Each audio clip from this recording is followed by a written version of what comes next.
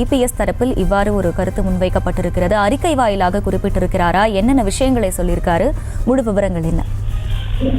தமிழ்நாட்டில் நாடாளுமன்ற தேர்தல் முடிவுகள் முழுமையாக ஏறக்குறைய வெளியாகி இருக்கக்கூடிய நிலையில் எதிர்க்கட்சி தலைவர் எடப்பாடி பழனிசாமி அறிக்கை ஒன்றை வெளியிட்டிருக்கிறார். அதில் கண் கலங்குகிறேன் என்று அவர் குறிப்பிட்டிருக்கின்றார். குறிப்பாக அதிமுக தொண்டர்களுடைய உழைப்பை பார்த்து தான் கண் கலங்குவதாக அவர் குறிப்பிட்டிருக்கின்றார். அதாவது அல்லும் பகலும் அயராது உழைத்த கழக நிர்வாகிகள் மற்றும் கழக தொண்டர்கள் திருப்பாதம் பணிகிறேன் என்று குறிப்பிட்டிருக்கிறார். மேலும் உங்கள் உழைப்புக்கும் தியாகத்திற்கும் என்ன கைமாறு செய்ய போகிறேன் என்று கண் கலங்குகிறேன் என எடப்பாடி பழனிசாமி அறிக்கையிலே குறிப்பிட்டிருக்கிறார். மேலும் இன்னும் தீவிரமாகவும் தீர்க்கமாகவும் பணியாற்றி நீங்கள் தலைநிமிர்ந்து வெற்றி நடை போட உறுதியேற்கிறேன் என்று குறிப்பிட்டிருக்கக்கூடிய அவர், உங்கள் ஒவ்வொருவருக்கும் என் மனமார்ந்த நன்றியை பாசத்துடன் தெரிவித்துக் கொள்கிறேன் என எடப்பாடி பழனிசாமி தெரிவித்திருக்கிறார்.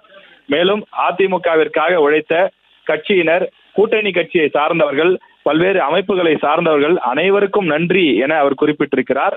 மேலும் எந்த பிரதிபலனையும் எதிர்பார்க்காமல் இதுநாள் வரை அதிமுகவினுடைய கழகம் மக்களுக்கு ஆற்றிய தொண்டுகளை மனதில் கொண்டு நம் கூட்டணிக்கு வாக்களித்த தமிழக வாக்காள பெருமக்களுக்கு மீண்டும் எனது மனமார்ந்த நன்றியை தெரிவித்துக் கொள்கிறேன் என குறிப்பிட்டிருக்கக்கூடிய எடப்பாடி பழனிசாமி, இந்த தேர்தல் முடிவுகள் நம்மை சோர்வடைய செய்யாது என தொண்டர்களுக்கு தெரிவித்திருக்கின்றார்.